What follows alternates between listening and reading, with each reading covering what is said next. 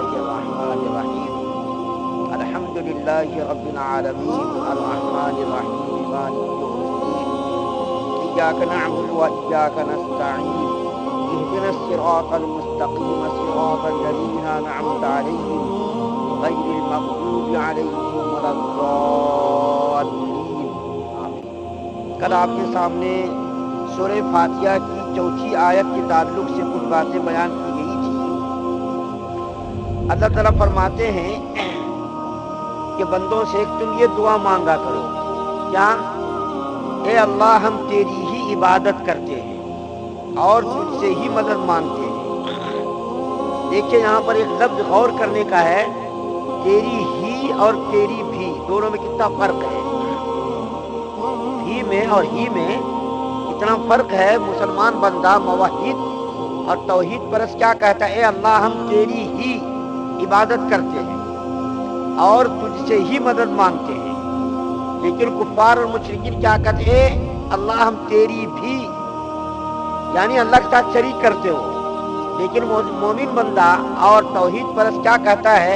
तेरी ही। जैसा कि देखिए, अगरचे मिसाल जरा मुनासिब नहीं है, लेकिन उलमा ने इसको भी बयान किया है। फाहिशा औरत, बदकार औरत क्या कहती है? हम तुझसे भी मोहब्बत करते हैं। इसका मतलब क्या है? तेरे अलावा दूसरे लोगों से भी मोहब्बत करते हैं। इसी तरीके से मुशरिकीन भी क्या कहते हैं? हम तेरी भी इबादत करते, तेरे अलावा और दूसरों की भी इबादत करते हैं। फाहिशा बदकार औरत क्या कहती है? तेरी, तुझसे भी मैं मोहब्बत करती हूँ। और मुशरिकीन भी क्या कहते हैं? हम तेरी भी इबादत करते, तेरे साथ और दूसरों की भी इबादत करते। लेकिन मुसलमान क्या कहते हैं? तेरी ही का क्या मतलब हुआ? अब तेरे अलावा किसी की भी इबादत नहीं करते और तेरे अलावा किसी से भी मदद नहीं मांगते। बस तू ही इबादत का मुस्तहक है और तू ही हमारी मदद का मुस्तहक है। तेरे अलावा हम किसी से मदद भी नहीं मांगते, तेरे अलावा किसी के सामने हम सर भी नहीं झुकाते। एक दूसरे अंदाज में भी तौहीद को समझने की कोशिश कीजिए।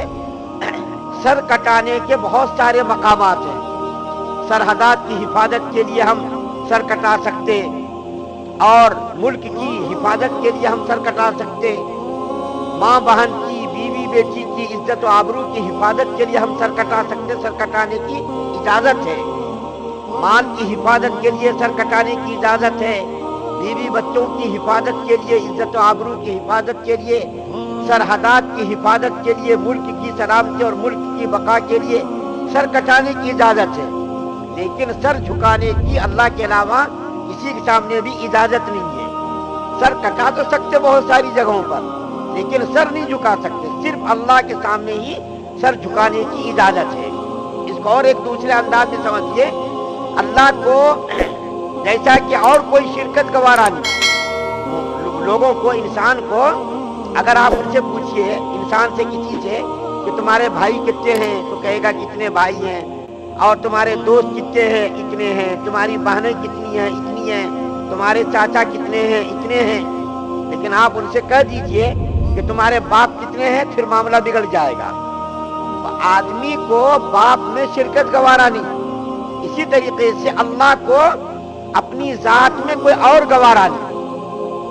अल्लाह ताला बड़े बड़े पापियों को, बड़े बड़े गुनहगारों को बख्शेंगे, लेकिन अल्लाह ताला के साथ अगर किसी और को कोई शरीक करेगा, इसको अल्लाह ताला बर्दाश्त नहीं करते और इसको माफ भी नहीं करते।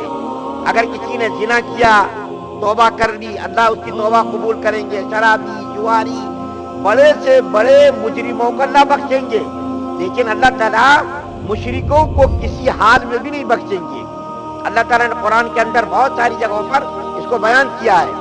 इन्नल्लाह ला यग़फिरु अन युशरका बिही व यग़फिरु मा दून ज़ालिक लिमन यशा व मन युशरिक बिल्लाहि फ़क़द इफ़्तरा इस्मन अज़ीमा। कि अल्लाह ताला शिर्क के अलावा बड़े बड़े गुनाहों को बख्शेंगे, जिसको चाहेंगे उसको बख्शेंगे, लेकिन अल्लाह ताला शिर्क को नहीं बख्शेंगे। आज हमारा अलमिया और हमारे लिए अफसोसनाक ये बात है कि हम भी बहुत सारे ऐसे कामों में मुलव्विस हैं जो अल्लाह को गवारा है। मिसाल के तौर पर हम कहा करते हैं कि अगर किसी को बेटी हो गई, अस्पताल से अगर किसी को खबर मिली कि तुम्हारे घर में बेटी हुई है, तो आदमी का चेहरा बिल्कुल बदल जाता, उसका रंग बदल जाता। क्या कहते हैं? अल्लाह की मर्जी है। और अगर किसी के घर में बेटा हो तो क्या कहते थे फौरन, कह रहे फना आदमी की दुआ से फना बुजुर्ग ने ऐसा कर दिया, फना आदमी ने तावीज दिया, उसकी बरकत से बेटा हो गया, बेटी हुई तो अल्लाह की मर्जी हो गई, बेटा हुआ तो फना बाबा की दुआ, फना बाबा की तावीज से ये काम हो गया। फिर उसके बाद जब वो बेटा पैदा होता तो मन्नत के बाल बड़े बड़े रखते, बड़े बड़े बाल रखते, और क्या कहते जाकर के फना बाबा की दुआ से ये बच्चा हुआ है, उसको जाकर के फना साल में फना दिन में इस बाल को कटाना, उसके बदले में फिर बकरे ज़बा होते, मुर्गे ज़बा होते। हमारे समाज में, मुआशरे में भी ये शिर्क वाली बला और शिर्क वाली बीमारी पैदा हो गई है। अगरचे हम मुश्रिकों की तरह बुतों के सामने, गैरों के सामने सर तो नहीं झुकाते, लेकिन हमारे अंदर बहुत सारी बीमारियां, बहुत सारी खराबियां जहालत की वजह से, बर्रे सगीर, सिर्फ अपना हिंदुस्तान नहीं, बर्रे सगीर में ये बला पाई जाती है।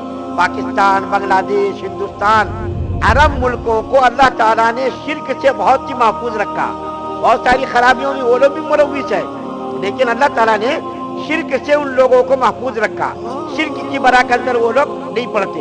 अलबत्ता थोड़े लोग यहाँ से जा करके ये बुराइयां फैला रहे, इंडियन लोग, पाकिस्तानी लोग, बांग्लादेशी लोग, एशियन लोग जाकर के बुराई फैला रहे हैं, शिर्क की बला वहाँ भी फैलाने की कोशिश कर रहे हैं। तो अल्लाह ताला ने आयत करीमा के अंदर हमें और आपको इस बात की ताकीद की है कि हमारे अलावा कोई तुम्हारी जरूरियात की तकमील करने वाला नहीं। रोजाना तुम 5 वक्त ये दुआएं मांगो, ए अल्लाह हम तेरी ही इबादत करते, तुझसे ही मदद मांगते, तेरे अलावा हम किसी और से मदद नहीं मांगते, तेरे अलावा किसी की इबादत नहीं करते हम। अलबत्ता ये दुनिया चूंकि दारुल असबाब है, दारुल असबाब के तहत काम तो करना है। मिसाल के तौर पर हम बीमार हो गए, दवाखाना जाना है, डॉक्टरों से रुजू होना है, उनसे दवाइयां लेनी है, लेकिन दवा लेने के साथ साथ उसको हम शाफी न समझे। शाफी तो अल्लाह है, शाफी तो शिफा देने वाला, तो दवाओं के अंदर तासीर पैदा करने वाला कौन है? अल्लाह है। दवा तो हमें खानी है, लेकिन शाफी किसको समझना? अल्लाह को समझना। अल्लाह ही शिफा देने वाला। दवा को दारुल असबाब के तहत इस्तेमाल करना है, लेकिन ये समझना नहीं है कि वो हमको शिफा देने वाली है, बीमारियों को दूर करने वाली है। दवा खा लेना है, अल्लाह को शाफी समझना है कि बीमारी दवा के अंदर तासीर पैदा करने वाली जात कौन है? अल्लाह है। अल्लाह अगर चाहेंगे तो बीमारी से शिफा होगी, बीमारी दूर होगी, बीमारी खत्म होगी।